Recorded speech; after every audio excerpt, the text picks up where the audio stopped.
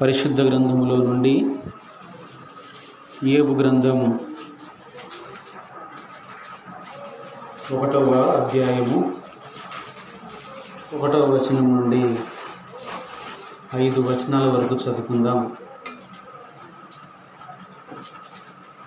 Bible కలిగిన వారందరూ గమనించండి. యోబు గ్రంథం 1వ అధ్యాయము 1వ వచనం నుండి 5వ వచనం వరకు దేవుని వాక్యమును చదువుకుందాం. ఊజు దేశము నందు యోబు అని ఒక మనుషుడు ఉండెను. అతడు యథార్థవర్తనుడును న్యాయవంతుడునై దేవుని యందు భయభక్తులు కలిగి చెడుతనం విసర్జించిన వాడు. అతనికి 7 కుమారులు 3 కుమార్తెలు కలిగిరి. అతనికి 7,000 గొర్రెలను 3,000 ఒంటెలను 500 జతల ఎడ్లను 500 ఆడుగాడిదలను కలిగి బహుమంది పనివారును అతనికి ఆస్తిగా నుండెను గనుక తూర్పు దిక్కు జనులందరిలో అతడే గొప్పవాడుగా ఉండెను. అతని కుమారులందరూ వంతుల చొప్పున అనుదినము ఒకరినొకరు తమ తమ ఇళ్లలో విందు చేయనై కూడినప్పుడు తమ 3 అక్కా చెల్లెళ్ళు తమతో కలిసి అన్నపానములు పుచ్చుకొనవలెనని వారిని పిలిపించు వచ్చిరి. అలాగే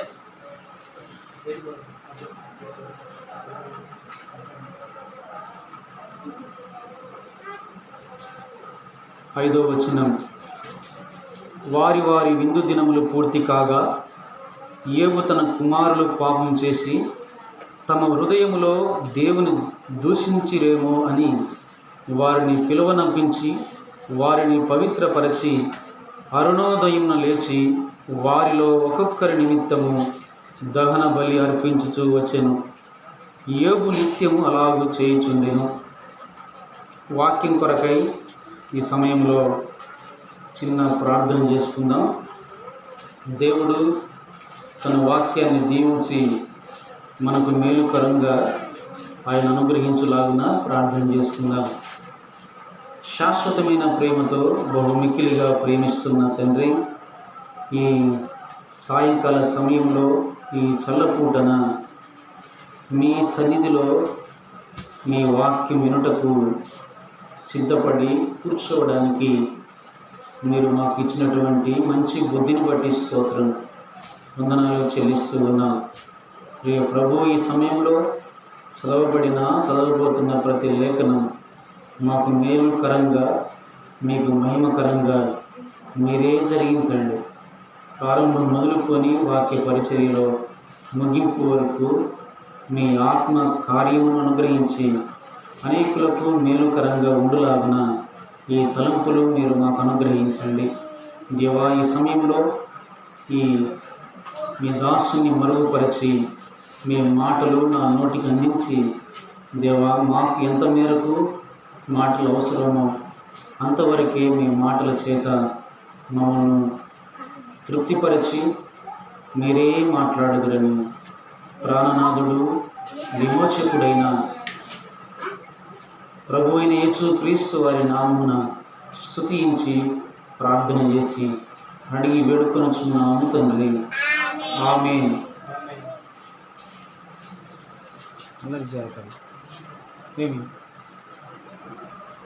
క్రీస్తునందు ప్రియులారా, ఈ సమయంలో మన వాక్య ధ్యానం దేవుని గ్రంథంలో నుండి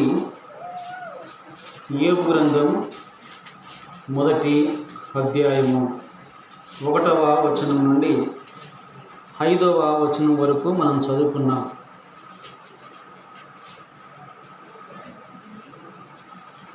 బైబిల్లోని పాత నిబంధన గ్రంథములో 5 పుస్తకాలు ఉన్నాయి. ఈ 5 పుస్తకాలు దేవుని వాక్యం తెలియజేస్తుంది. దేవుని గ్రంథములో ఉన్న ప్రతి పుస్తకం, ప్రతి గ్రంథం మానవునికి జ్ఞానయుక్తమైన గ్రంథమే. అయితే కొందరు చరిత్రకారులు యేసుక్రీస్తునందు విశ్వాసం ఉంచిన వారు తెలియజేసిన మాటలు ఏమిటంటే, ఈ పాత నిబంధన గ్రంథములో 5 పుస్తకాలను ప్రత్యేకించి వారు కొనియాడారు.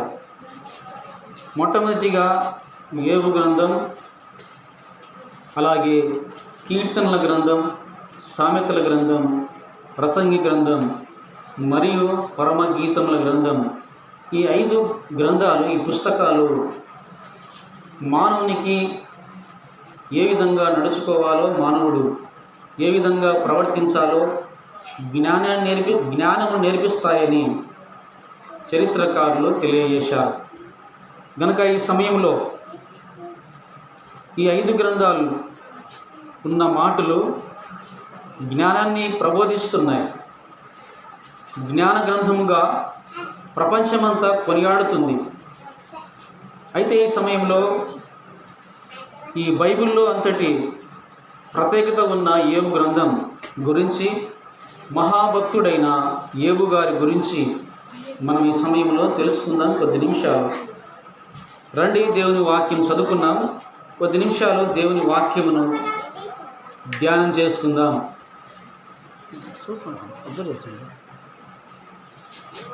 ఊజు దేశమునందు యోబు అని ఒక మనుషుడు ఊజు దేశమునందు యోబు అని ఒక మనుషుడుండెను. అతడు యథార్థవర్తనుడును న్యాయవంతుడునై దేవుని యందు భయభక్తులు కలిగి చెడుతనం విసర్జించిన వాడు. అతనికి 7 కుమారులు 3 కుమార్తెలు కలిగిరి. అతనికి 7,000 గొర్రెలను, 3,000 ఒంటెలను, 500 జతల ఎడ్లను, 500 ఆడుగాడిదలను కలిగి బహుమంది పనివారును అతనికి ఆస్తిగా ఉండెను. గనుక తూర్పు దిక్కు జనులందరిలో అతడే గొప్పవాడుగా ఉండెను.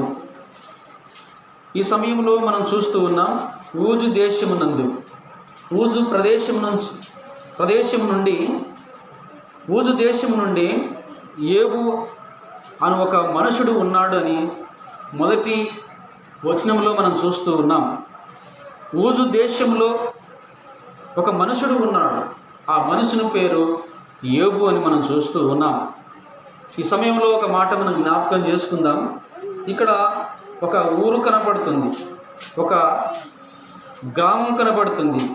ఆ గ్రామాన్ని ఆ కాలంలో దేశముగా పిలిచేవారు. ఇక్కడ ఈ సమయంలో మనం చూస్తున్నాం, ఊజు దేశమునందు యోబు అనే ఒక మనుషుడు ఉన్నాడు. ఆరంభ దినాలలో ఆ స్థాపకుని పేరును బట్టి పట్టణానికి కానీ దేశమునకు కానీ వారి పేరును బట్టి పేరు కలిగేదని మనం జ్ఞాపకం చేసుకోవచ్చు.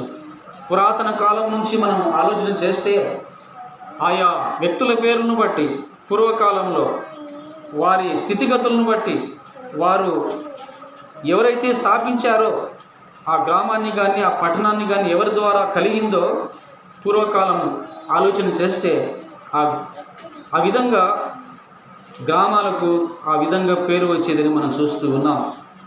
ఊజు దేశం అని చూస్తూ ఉన్నాం. ఇక్కడ భక్తుడైన యోబు ఆయన ఉంటున్న దేశం ఏ దేశం అంటే ఊజు దేశం. మనం ఇదే పాత నిబంధన గ్రంథంలో అబ్రహాము గారు ఉన్నారు. ఆయన ఊరు కూడా, ఆయన ఉండే గ్రామం కూడా, ఆ గ్రామాన్ని మనం జ్ఞాపకం చేసుకుంటే సమయంలో ఆయన ఉన్న గ్రామం కూడా, ఆ ఊరి పేరు ఊరే. అబ్రహాం గారు ఉన్న ఊరి పేరు ఊరు. ఈ సమయంలో మనం జ్ఞాపకం చేసుకుంటున్నాం, మన ఊరి పేరేం పేరు? పేరూరు. గనక ఈ సమయంలో దేవుని వాక్యాన్ని మనం చూస్తూ ఉన్నాం. ఇక్కడ భక్తుడైన యోబు ఆయన గ్రామం ఏమిటంటే, ఆయన ప్రదేశం ఏమిటంటే ఊజు దేశం అని మనం చూస్తూ ఉన్నాం. ఒక మనుషుడు ఉండెను, అతడు యథార్థవంతుడును న్యాయవంతుడనై ఉండి దేవుని యందు భయభక్తులు కలిగి చెడుతనం విసర్జించిన వాడు. ఈ మొదటి వచనంలో మనం చూస్తున్నాం, యోబు ఎలాంటి వాడు, ఎలాంటి స్థితిగతులు కలిగిన వాడు, ఏ విధమైన జీవితం జీవిస్తున్నవాడో మనం చూస్తూ ఉన్నాం. అతడు యథార్థవర్తనుడు, న్యాయవంతుడనై ఉండి ఎవరి యందు భయభక్తులు కలిగి ఉన్నాడు? దేవుని యందు భయభక్తులు కలిగి ఉండడమే కాదు, దేవుని యందు భయభక్తులు కలిగి ఉన్నాడంటే అంతకంటే ముందుగా జరిగే కార్యం ఏమిటంటే చెడుతనాన్ని విసర్జించిన వాడే దేవుని యందు భయభక్తులు కలిగిన వాడని మనం జ్ఞాపకం చేసుకోవాలి. కనుక ఈ సమయంలో మనం చూస్తున్నాం, ఆయన యోబు యథార్థవర్తనుడు, న్యాయవంతుడు అని మనం చూస్తున్నాం. స్వయాన దేవుడే ఆకాశమును సమస్త సృష్టిని కలగజేసిన దేవాది దేవుడే, సూర్య నక్షత్ర చంద్రాదులను ఏర్పాటు చేసిన దేవాది దేవుడే ఏబు పట్ల ఏబు విషయంలో సాక్ష్యం ఇస్తున్నాడు. 2 సార్లు సాక్ష్యం ఇచ్చాడు. ఏబు విషయంలో ఏమని సాక్ష్యం ఇచ్చాడంటే దేవుడే. ఆ మాట మనం జ్ఞాపకం చేసుకుందాం. యథార్థవంతుడు, ఈయన వంటి యథార్థవర్తనుడు లేడని స్వయాన దేవుడే తెలియజేస్తున్నాడు. యథార్థత కలిగిన వాడని తెలియజేస్తున్నాడు. 2 మార్లు తెలియజేశాడు దేవుడు, నా సేవకుడు యథార్థవంతుడు అని ఏబు విషయంలో 2 సార్లు సాక్ష్యం ఇచ్చాడు. మొదటి అధ్యాయము 8వ వచనంలో రాయబడి ఉంది. అందుకు దేవుడు, నీవు నా సేవకుడు అయిన ఏబు సంగతి ఆలోచించితివా? అతడు యథార్థవర్తనుడును, న్యాయవంతుడనై దేవుని యందు భయభక్తులు కలిగి చెడుతనం విసర్జించిన వాడు భూమి మీద అతని వంటి వాడెవడనూ లేడు అని అపవాదితో తెలియజేస్తున్నాడు. నా సేవకుడు వంటి యథార్థవంతుడు, న్యాయవంతుడు లేడని స్వయాన దేవాది దేవుడే, సృష్టికర్త అయిన దేవుడే ఏబు విషయంలో సాతానుతో సాక్ష్యమిస్తున్నాడు 2 సార్లు. మొదటిగా మనం చూసాం. రెండవ అధ్యాయంలో 3వ వచనంలో రాయబడింది. 2వ అధ్యాయము 3వ వచనం, అందుకు యెహోవా నీవు నా సేవకుడవైన యోబు సంగతి ఆలోచించితివా? అతడు యథార్థవర్తనుడును, న్యాయవంతుడై దేవుని యందు భయభక్తులు కలిగి చెడుతనం విసర్జించిన వాడు భూమి మీద అతని వంటి వాడెవడనూ లేడు అని 2వ సారిగా కూడా దేవుడు సాక్ష్యమిస్తున్నాడు. అయితే ఈ సమయంలో మనం ఇంకా కొంచెం ముందుకెళ్ళి ఏబు గురించి ఆలోచన చేద్దాం. ఏబు ఆయన యథార్థత గురించి, న్యాయాన్ని గురించి ఆలోచన చేద్దాం. యథార్థత అనగా ఏమిటో మనం జ్ఞాపకం చేసుకుందాం, ఆలోచన చేద్దాం. యథార్థత అనగా చెడును విసర్జించుటయే అని దేవుని వాక్యం తెలియజేస్తుంది. యథార్థత అనగా ఏమిటంటే చెడుతనాన్ని విసర్జించుటయే అని దేవుని వాక్యం తెలియజేస్తుంది. సామెతల గ్రంథంలో రాయబడింది. 16వ అధ్యాయం 17వ వచనం రాయబడింది. చూద్దాం అన్నమాట. సామెతల గ్రంథం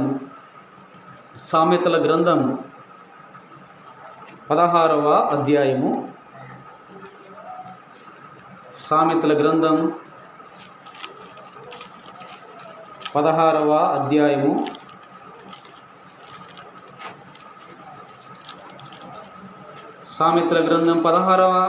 17వ వచనం, 16, 17. చెడుతనం విడిచి నడుచుటయే యథార్థవంతులకు రాజమార్గము. ఇక్కడ దేవుని వాక్యం తెలియజేస్తుంది, చెడుతనం విడిచి నడుచుటయే యథార్థవంతులకు రాజమార్గం. యథార్థత అనగా చెడుతనాన్ని విడిచి నడవడమే యథార్థవంతులకు రాజమార్గం అని దేవుని వాక్యం తెలియజేస్తుంది. ఇంకా కొంచెం ముందుకెళ్ళి యథార్థత గురించి, న్యాయం గురించి కూడా ఆలోచన చేద్దాం. కీర్తనల గ్రంథం 15వ అధ్యాయం 15వ కీర్తన 1 నుంచి 5 చరణాలు చూద్దాం. కీర్తన 15వ అధ్యాయము 1వ వచనం నుండి 5 వచనాల వరకు చదువుకుందాం. యెహోవా నీ గుడారములో అతిథిగా ఉండదగిన వాడెవడు? నీ పరిశుద్ధ పర్వతం మీద నివసింపదగిన వాడెవడు? యథార్థమైన ప్రవర్తన కలిగి నీతి అనుసరించుచు హృదయపూర్వకముగా నిజము పలుకువాడే. హట్టివాడు నాలుకతో కొండెములాడడు, తన చెలికానికి కీడు చేయడు, తన పొరుగువారి మీద నింద మోపడు. అతని దృష్టికి నీచుడు అసహ్యుడు. అతడు యెహోవా యందు భయభక్తులు కలిగిన వారిని సన్మానించును. అతడు ప్రమాణం చేయగా నష్టం కలిగినను మాట తప్పడు. తన ద్రవ్యమును తన డబ్బును వడ్డీకియడు.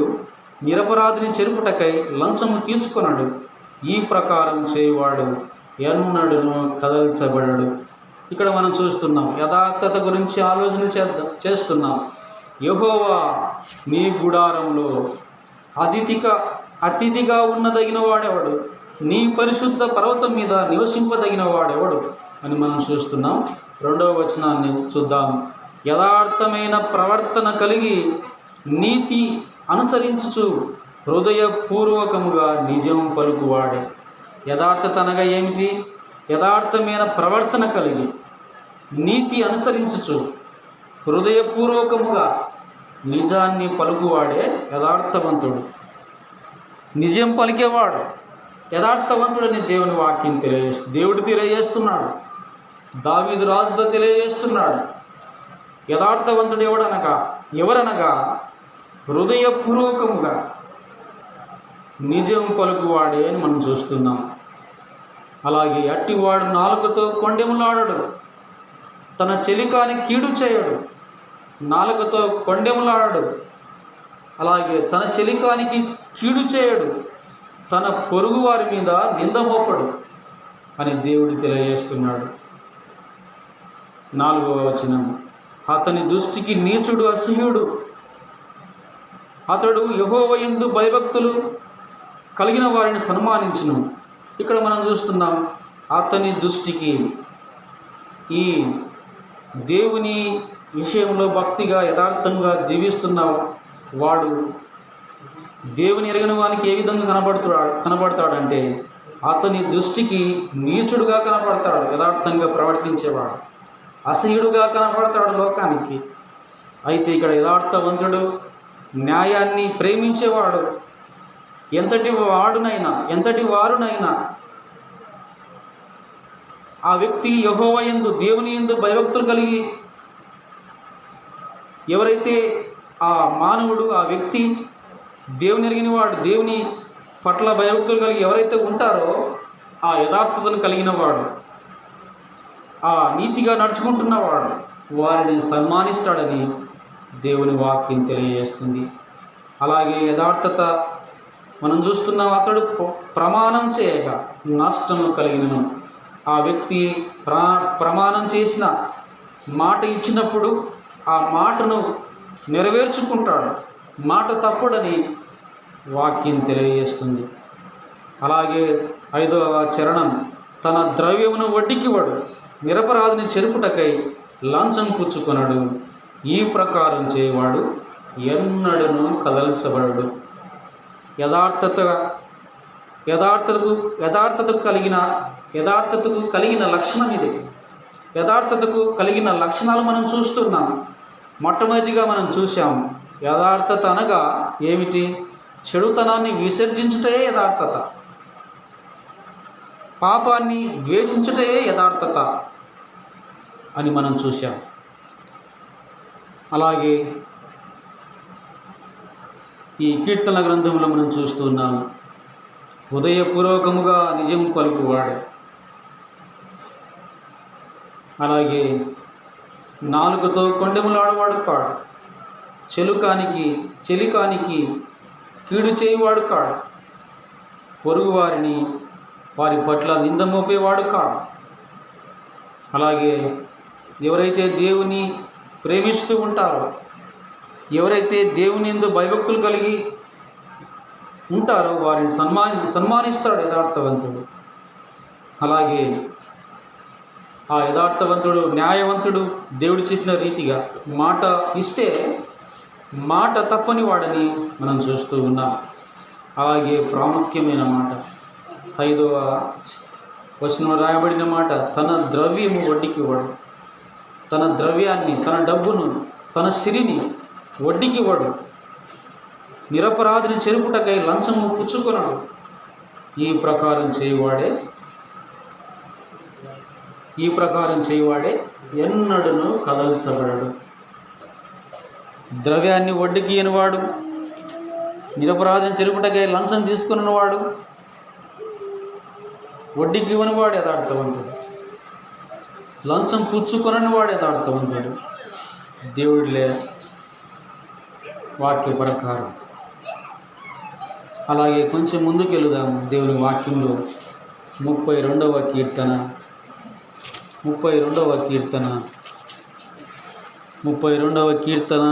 11వ చరణం. నీతిమంతులారా, యెహోవాను బట్టి సంతోషించుడి, ఉల్లసించుడి. యథార్థ హృదయులారా మీరందరూ ఆనందగానం చేయుడి. ఇక్కడ మరొక యథార్థత గురించి మనం చూస్తున్నాం. నీతిమంతులారా, యెహోవాను బట్టి సంతోషించుడి. ఎవరైతే యథార్థంగా కలిగి ఉంటారో, దేవుని కలిగి ఉంటారో, దేవుని బట్టే సంతోషించాలని, దేవుని బట్టే ఆనందగానం చేయాలని మనం చూస్తూ ఉన్నాం. అలాగే 64వ కీర్తన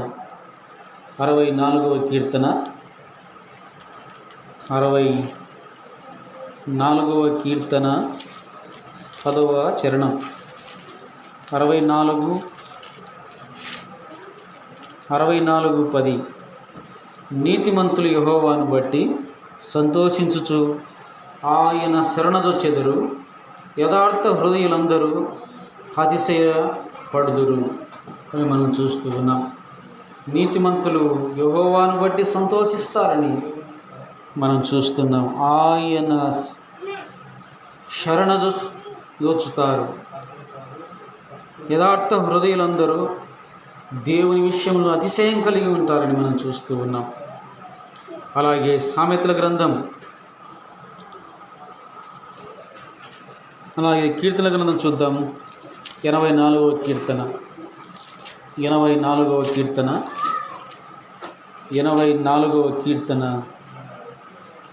11వ చరణం. దేవుడైన యెహోవా శూరుడును కేడమునై ఉన్నాడు. యెహోవా కృపయు ఘనతయు అనుగ్రహించును. యథార్థముగా ప్రవర్తించు వారికి ఆయన ఏ మేలును చేయక మానడు. ఇక్కడ ఎవరైతే యథార్థంగా ఉంటారో, ఎవరైతే యథార్థమైన హృదయం కలిగి జీవిస్తారో, దేవుడు వారికి ఏ మేలు చేయక మానడు అని మనం చూస్తూ ఉన్నాం.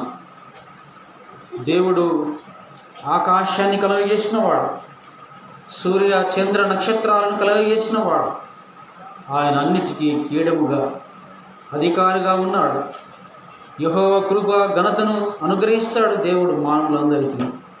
ఆయనందు యథార్థమైన జీవితం జీవిస్తున్న వారి పట్ల, యథార్థంగా ప్రవర్తించు వారికి ఆయన ఏ మేలును చేయక మానడని మనం చూస్తూ ఉన్నాం. మేలు చేసేవాడు. ఒకసారి యోబు జీవితానికి మనం జ్ఞాపకం చేసుకుంటే ప్రారంభ వచనాలు రాయబడిన మాట, ఆయన ఎలాంటి వాడు మొట్టమొదటిగా మనం చూసాం. యథార్థవంతుడు, న్యాయవంతుడై ఉన్నాడు గనుక దేవుడిచ్చిన భాగ్యం, దేవుని కలిగి ఉన్నాడు గనుక యథార్థతను కలిగి ఉన్నాడు, న్యాయాన్ని కలిగి ఉన్నాడు. అయితే దేవుడు ఆయనను ఆశీర్వదించాడు. ఆయన భక్తి జీవితాన్ని బట్టి, ఆయనకున్న ఆసక్తిని బట్టి దేవుని విషయంలో దేవుడు ఆయనను ఘనపరిచాడు, ఆయన ఆశీర్వదించి దీవించాడు అని మనం చూస్తున్నాం. ఏ విధంగా దీవించాడు అని మనం చూస్తే 2వ వచనం, అతనికి 7 కుమారులు 3 కుమార్తెలను కలిగిరి. అతనికి 7,000 గొర్రెలను, 3,000 ఒంటెలను, 500 జతల ఎడ్లను, 500 ఆడుగాడిదలను కలిగి బహుమంది పనివారును అతనికి ఆస్తిగా ఉండెను గనుక తూర్పు దిక్కు జనులందరిలో అతడే గొప్పవాడుగా ఉండెను. ఇక్కడ దేవుడు ఈ వ్యక్తిని, ఈ భక్తుడైన యోబును దేవుడు ఆశీర్వదించాడు.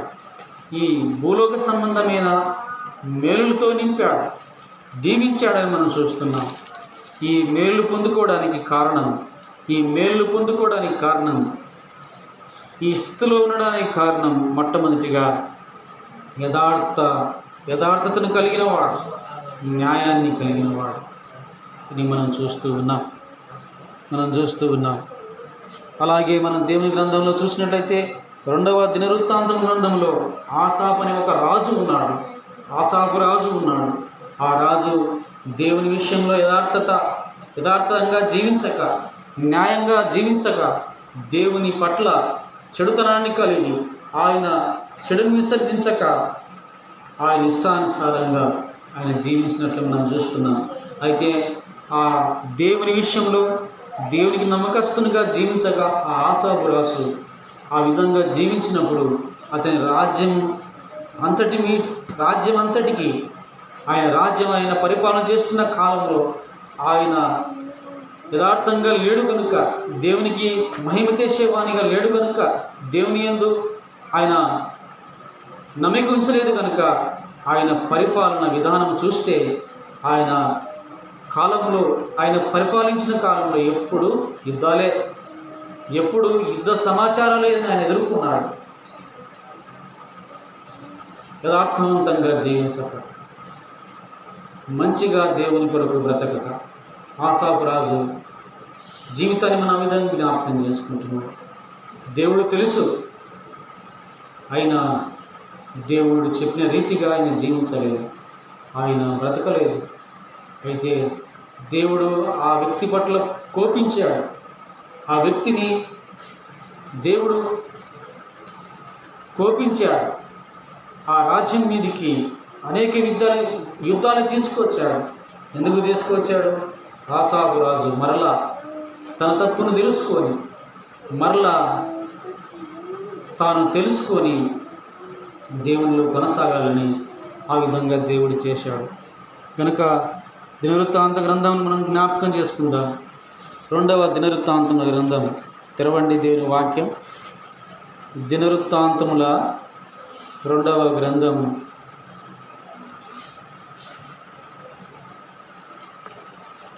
దినవృత్తాంతముల 2వ గ్రంథం 16వ అధ్యాయం 16వ అధ్యాయము 9వ వచనం.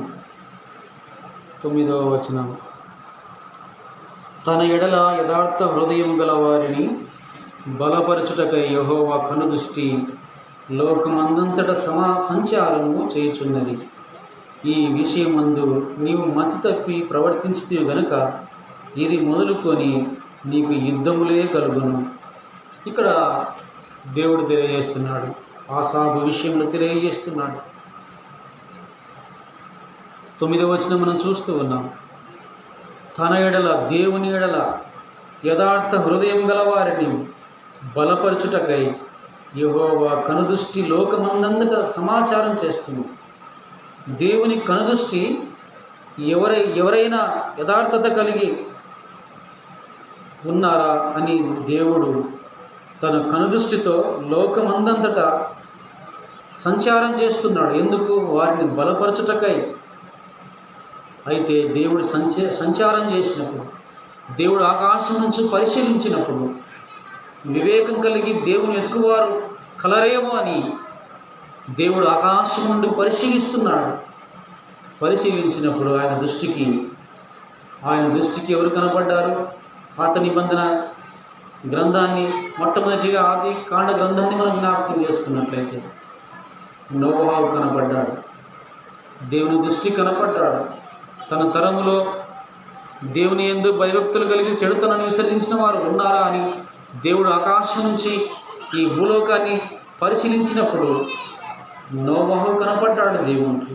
అలా ఇక్కడ దేవుడు ఎవరైనా యథార్థ హృదయాలు గలవారు ఉన్నారేమో వారిని బలపరచుటకు దేవుడు కనుదృష్టి ఆయన పరిశీలించినప్పుడు ఎవరు కనపడ్డారు? ఆసాపు రాజు కనపడ్డాడు. ఆసాపు రాజు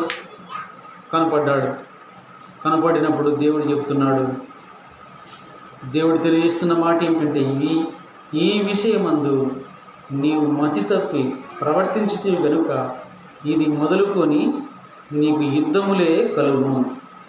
యుద్ధములు కలిగాయి ఆయన జీవితం అంతా. అలాగే సామెతల గ్రంథం 8వ అధ్యాయం, సామెతల గ్రంథం 8వ అధ్యాయం చూద్దాం. సామెతల గ్రంథం 8వ అధ్యాయము 13వ వచనం. సామెతల గ్రంథం 8వ అధ్యాయం 13వ వచనం. యెహోవా యందు భయభక్తులు కలిగి ఉండుట చెడుతనం అసహించుకొనుటయే. యథార్థత అనగా ఏమిటి? న్యాయంగా జీవించడం అంటే ఏమిటి? యెహోవా యందు భయభక్తులు కలిగి, దేవుని యందు భయభక్తులు కలిగి చెడుతనం అసహించుకోవడమే యథార్థత అని మనం చూస్తూ ఉన్నాం. ఏబు లాంటి వాడు యథార్థవర్తనుడు, న్యాయవంతుడు. అలాగే ఇదే సామెతల గ్రంథంలో రాయబడిన మాట, 16వ అధ్యాయం 16వ వచనం. అపరంజి సంపాదించట కంటే జ్ఞానము సంపాదించట ఎంతో శ్రేష్టము. వెండిని సంపాదించట కంటే తెలివిని సంపాదించట ఎంతో మేలు. చెడుతనం విడిచి నడుచుటే యథార్థవంతులకు రాజమార్గం.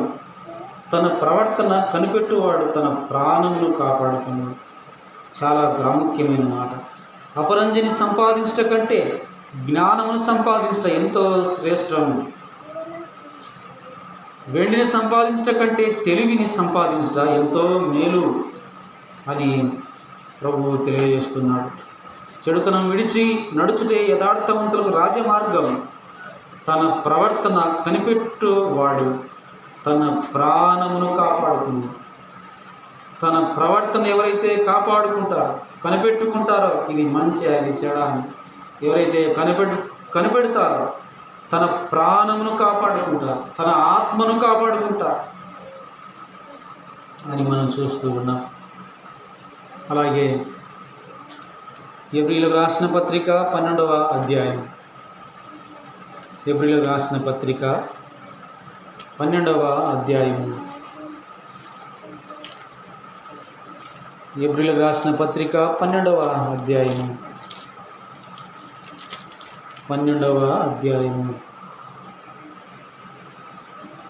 28-29. ఎబ్రీయులకు రాసిన పత్రిక 12:28-29.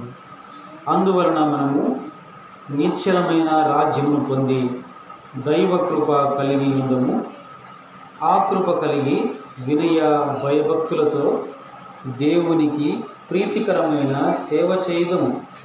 ఏలయనగా మన దేవుడు దహించు అగ్ని అయి ఉన్నాడు. ఇక్కడ దేవుడు తెలియజేస్తున్నాడు. అందువలన మనము, పౌలు ద్వారా తెలియజేస్తున్నాడు, అందువలన మనము నిశ్చలమైన రాజ్యం పొంది దైవ కృప కలిగి ఉందము. ఆయన కృప కలిగి వినయ భయభక్తులతో దేవునికి ప్రీతికరమైన సేవ చేయడము. ఏలయనగా మన దేవుడు దహించు అగ్ని అయి ఉన్నాడు. ఆ కృప, ఆయన కృప కలిగి వినయ భయభక్తులతో ఉండాలని దేవుడు తెలియజేస్తున్నాడు. వినయ భయభక్తులు, భయం కాదు, భయంతో కూడిన భక్తి, ఇదే దేవుడు కోరుకునేది. కీర్తన గ్రంథంలో కూడా తెలియజేశాడు, సామెతల గ్రంథంలో తెలియజేశాడు, భయంతో కూడిన భక్తి ఉండాలని. ఇక్కడ అదే మాటలు తెలియజేస్తున్నాడు దేవుడు తన దాసుడు అపోస్తుడైన పౌలు ద్వారా. ఆ కృప కలిగి వినయ భయభక్తులతో దేవునికి ప్రీతికరమైన సేవ చేయుదము. ఏలయనగా మన దేవుడు దహించు అగ్ని అయి ఉన్నాడు. దహించేవాడు, పవిత్రంగా యథార్థంగా ఉండాలని దేవుడు తెలియజేస్తున్నాడు. సామెతల గ్రంథం 4వ అధ్యాయము, సామెతల గ్రంథం 4వ అధ్యాయము, సామెతల గ్రంథం 4వ అధ్యాయము 23వ వచనం. 23వ వచనం. మూర్ఖపు మాటలు నోటికి రానియకుము, పెదవుల నుండి కుటిలమైన మాటలు రానీయకము. ఇక్కడ దేవుడు సొలొమోను భక్తునితో తెలియజేస్తున్నాడు. ఏమని తెలియజేస్తున్నాడంటే,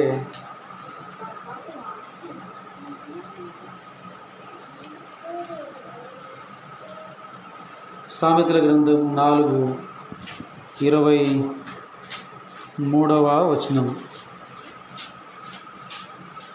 23 నీ హృదయములో నుండి, సామెతలు 4:23 నీ హృదయములో నుండి జీవధారలు బయలుదేరును. కాబట్టి అన్నిటికంటే ముఖ్యముగా నీ హృదయం భద్రముగా కాపాడుకును. ఇక్కడ దేవుడు తెలియజేస్తున్నాడు, నీ హృదయం నుండి జీవధారలు బయలుదేరును.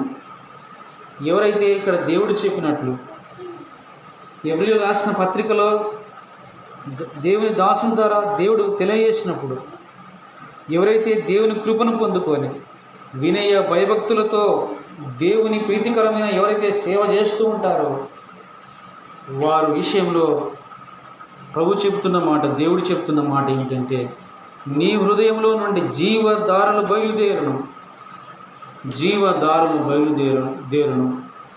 పెదవుల నుండి కుటిలమైన మాటలు రానియకము.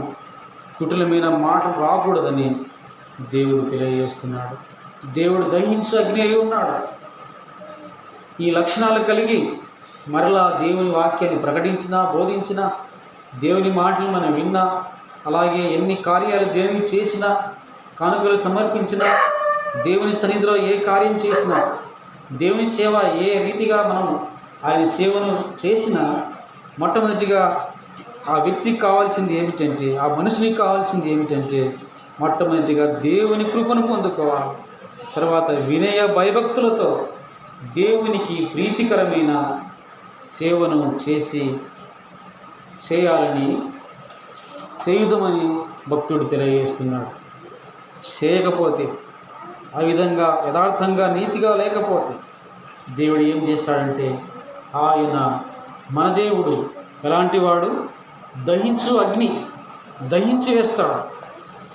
ప్రకటన గ్రంథంలో రాయబడింది, దేవుడు తన నోటితో ఆయన వాక్కుతో అక్కడ ఉన్న విశ్వాసులతో, అక్కడ ఉన్న సంఘాలతో దేవుడు వారిని దహించి వేశాడు, వారిని ఉమ్మి వేశాడని దేవుని వాక్యం తెలియజేస్తున్నాం. కనుక ఈ సమయంలో మనం చూస్తున్నాం మొట్టమొదటిగా మనం చదువుకున్న వాక్య భాగం భక్తుడైన యోబు జీవితాన్ని మనం జ్ఞాపకం చేసుకున్నాం. యోబు ఏ కాలానికి సంబంధించిన వాడంటే అబ్రహాముతో సమకాలికుడని దేవుని వాక్యం తెలియజేస్తుంది. నిర్గమ కాండాన్ని మనం చూస్తే అక్కడ దేవుని వాక్యం చెబుతుంది, యోబు కూడా ఎవరితో సమకాలికుడు అంటే అబ్రహాముతో సమకాలికుడు. పూర్వంలో ఉన్నవాడు యోబు. ఈయన ఎలాంటి వాడు? దేవుడు చెప్పాడు ఈయన ఎలాంటి వాడు. దేవుడే సాక్ష్యం ఇచ్చాడు. దేవుని సాక్ష్యం ఇచ్చాడు, నా సేవకుడు యథార్థవంతుడు, న్యాయవంతుడు, చెడుతనాన్ని విసర్జించి నా యందు భయభక్తులు కలిగిన వాడని ఎవరితో అన్నాడు? దేవుడు సాతానుతో అన్నాడు. సాతానుతో సాక్ష్యం ఇచ్చాడు. 2 మార్లు దేవుడు సాక్ష్యం ఇచ్చాడు. 2 సార్లు తెలియజేశాడు యోబు గురించి. అలాగే దేవుడు తెలియజేశాడు. అలాగే ఇంకెవరు యోబు విషయంలో ఇంకా ఎవరు సాక్ష్యం ఇచ్చారంటే, తన భార్య కూడా సాక్ష్యం ఇచ్చింది, యోబు గురించి సాక్ష్యం ఇచ్చింది. ఆ మాట చూద్దాం 2వ అధ్యాయం, యోబు గ్రంథం 2వ అధ్యాయం, యోబు గ్రంథం 2వ అధ్యాయము 9వ, యోబు గ్రంథం 2వ అధ్యాయం 9వ వచనం. అతని భార్య వచ్చి, నీవు ఇంకను యథార్థతను వదలక ఇందువా? దేవుని దూషించి మరణం కమ్మని. అందుకతడు, మూర్ఖురాలు మాట్లాడినట్టు నువ్వు మాట్లాడుచున్నావు. మనం దేవుని వలన మేలు అనుభవించుదుమా? కీడును మనం తగదా నేను. ఇక్కడ దేవుని ఈ వాక్యాన్ని మనం జ్ఞాపకం చేసుకున్నట్లయితే, ప్రారంభంలో ప్రారంభంలో ఈ యోబు దేవుని విషయంలో నిండారుగా, భక్తి విషయంలో ఉన్నవాడు. దేవుడు దేవుని చేత హెచ్చింపబడిన వాడు. అయితే ఈ ఏబును పాడు చేయుటకు, ఈ ఏబును శోధించుటకు దేవుని నిర్ణయం చొప్పున దేవుని దగ్గరని ఆజ్ఞ తీసుకొని ఈ ఏబు ఎలాంటి వాడో పరిశోధించడానికి, దేవుని దూషింపజేయడానికి దేవుని దగ్గర దేవుడే తెలియజేశాడు. నా సేవకుని చూడు, అతడు యథార్థవంతుడు, న్యాయవంతుడు, అతని వంటి వాడి భూలోకం లేడని సాక్ష్యం ఇచ్చాడు. అయితే ఈ సాతాను దేవుని దగ్గర నిర్ణయం తీసుకొని, అంతటి వాడా నీ సేవకుడు చూద్దామని ఆయన దేవుని దగ్గర నుంచి నిర్ణయం తీసుకొని ఏబును శోధించడానికి వచ్చాడు. వచ్చిన సందర్భంలో ఏమి కోల్పోయాడు? సర్వం కోల్పోయాడు. ఏబు సర్వాన్ని కోల్పోయాడు. కుమారులను కోల్పోయాడు, కుమార్తెలను కోల్పోయాడు, అలాగే సంపదను కోల్పోయాడు, ఐశ్వర్యాన్ని కోల్పోయాడు, పనివారిని కోల్పోయాడు, సమస్తాన్ని కోల్పోయాడు ఏబు. ఈ సమస్తమంతా కోల్పోయినప్పుడు ఈయన భార్య ఏముంటుందంటే, మనం చూస్తున్నాం 2వ అధ్యాయము 9వ వచనం. 2వ అధ్యాయం 9వ వచనం, అతని భార్య వచ్చి, నువ్వు ఇంకను యథార్థతను వదలకుందువా, దేవుని దూషించి మరణంకము అని తెలియజేస్తున్నాడు. ఒక భార్యగా భౌతికంగా శరీరరీతిగా ఆలోచన చేయవలసిన విషయం. అయితే ఈమె కూడా దేవుని యందు భయభక్తులు కలిగిన వ్యక్తి, భయభక్తులు కలిగిన సహోదరి, సేవకుని భార్య కొనియాడబడుతుంది. ఏబుకు సహకారంగా ఉండి ఏబును ఆయన ప్రతి పనిలో తోడుగా ఉండేదని మనం ఆలోచన చేయవచ్చు. అయితే సమస్తాన్ని